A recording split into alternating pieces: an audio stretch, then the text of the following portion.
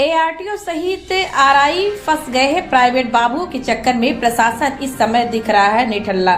एक तरफ जहां मुख्यमंत्री के शहर की बात होती है तो वहां पर धांधली होने की गुंजाइश लोग नहीं सोचते, लेकिन नहीं, एआरटीओ और आरआई अगर सम्मिलित दिखेंगे तो कहीं न कहीं सरकार पर सवाल खड़ा होता हुआ नजर आएगा। हमने जब इस पर बात किया तो लोगों ने यह बताया कि सरकार केवल इस समय अधिकारियों की सुन रही है, आम आदमी की नहीं सुनती हुई नजर आ रही है। अधिकारी केवल अपने आप को बचाने का प्रयास करने की वजह अपने कुछ ऐसे नुमाइंदों के साथ लेखपाल से जितने भी अधिकारी हैं उसमें अगर हम बात करें तो आरटीओ के अधिकारी भी शामिल हैं।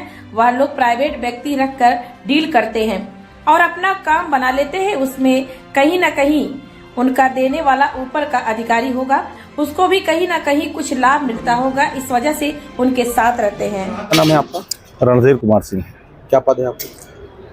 मैं पेशे से अधिवक्ता हूं और ट्रांसपोर्ट व्यवसाय करता हूं। अच्छा, ये बताइए कि आरटीओ विभाग को लेके कुछ आपकी शिकायतें हैं, कुछ नाराजगी है, क्या मामला है? प्रमुख मुद्दा ये है, वर्तमान समय के एआरटीओ प्रशासन अरुण कुमार द्वारा निरंकुशता और ट्रांसपोर्ट व्यवसायियों के विरुद्ध कार्य किए जा रहे हैं। उनसे अनर्गल पैसे की मांग की जा रही है और समय समय पर कार्य बाधित करके बाबुओं द्वारा और प्राइवेट बाबुओं द्वारा इस कार्यालय को संचालित किया जा रहा है, जो बहुत ही निंदनीय कार्य है। अच्छा, दो चीजें आपने आरोप लगाई, इसमें बहुत गंभीर आरोप ये है कि पैसे की मांग की जाती है। मुख्यमंत्री योगी आदित्यनाथ का जिला है, जीरो टॉलरेंस की बात सरकार करती है और यहाँ पे आप कह रहे हैं खुलेआम पैसा चल रहा है। इसी बात को कहने में मुझे कोई गुरेज नहीं है कि माननीय मुख्यमंत्री जी का गृह जनपद होने के बाद भी शासन एवं प्रशासन इन मुद्दों पर क्यों निगाह नहीं डाल पा रही है। और एआरटीओ अरुण कुमार का एक ही टारगेट है कि अगर आपकी व्यवस्था हो तो मेरा हस्तांतरण करा दीजिए, अन्यथा मेरी कार्यशैली यही है और मैं निरंतर पैसा लेता रहूंगा।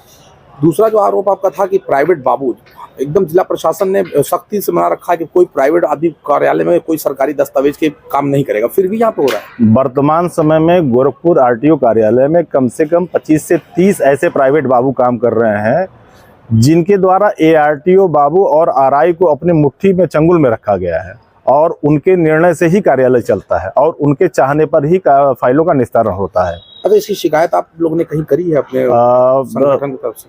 2 वर्ष पूर्व हमने माननीय ट्रांसपोर्ट कमिश्नर महोदय और शासन प्रशासन को एक इसकी शिकायत पत्र दी थी, जो हमारे संगठन द्वारा जो है Gorakhpur transport bar association transport union द्वारा एक शिकायत की गई थी। लेकिन चुनाव होने के कारण और कुछ मुद्दे ऐसे आए, शासन प्रशासन की व्यस्तता थी, जिसको जो है फिर शासन प्रशासन ने कोई कार्रवाई सुनिश्चित नहीं की। अच्छा, वकील होने की वजह से आपका अपने क्लाइंट्स को लेकर आरटीओ दफ्तर में जाना आना होता होगा, क्या रवैया रहता है इन लोगों का? इन लोगों का एक साफ सुथरा रवैया ये है कि मोटा पैसा लीजिए, हमें मोटा पैसा दीजिए। अब हमें ये नहीं समझ में आता कि हम अधिवक्ता हैं, हम रोजगार के लिए यहाँ बैठे हुए हैं, हम किसी की फाइल अगर रेडी करते हैं, फीस जमा करते हैं, सारी चीज़ें करते हैं, 100 रुपया हमारा मानदेय या हमारा मेहनताना होता है, हम उसके हकदार हैं। हम किसी बाबू और अधिकारी के लिए घूस की मांग कैसे कर सकते हैं? और जो कि एआरटीओ प्रशासन भ्रष्टाचार को चरम सीमा मतलब ऊंचाई पर उठा ले गए हैं। अच्छा, ये बताइए कि जब आप उनके अनर्गल मांगों को पूरा नहीं करते तो उस स्थिति में क्या होता है?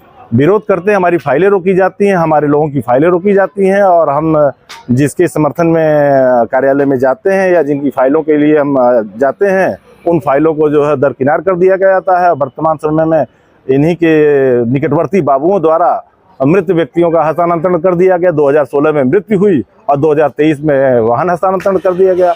और मृत व्यक्ति कैसे आकर के हस्ताक्षर किया और कैसे हस्तांतरण हो गया, ये तो आश्चर्य का विषय है और माननीय एआरटीओ महोदय ही बता पाएंगे। क्या वजह सोशल मीडिया का भी सहारा आपको लेना पड़ रहा है? मजबूरी है, शासन प्रशासन की अपनी व्यक्तिगत निजी व्यस्तता है और पत्राचार वगैरह भी 1-2 मरतबे किया गया। शासन प्रशासन फिर विभाग को ही कार्रवाई करने के लिए दे देता है, क्योंकि विभागीय कार्रवाई हो नहीं पाती है। शासन अच्छी तरीके से जानती है कि उच्च अधिकारी नीचे अधिकारियों का समर्थन करते हैं और कोई कठोर कार्रवाई नहीं सुनिश्चित हो पाती।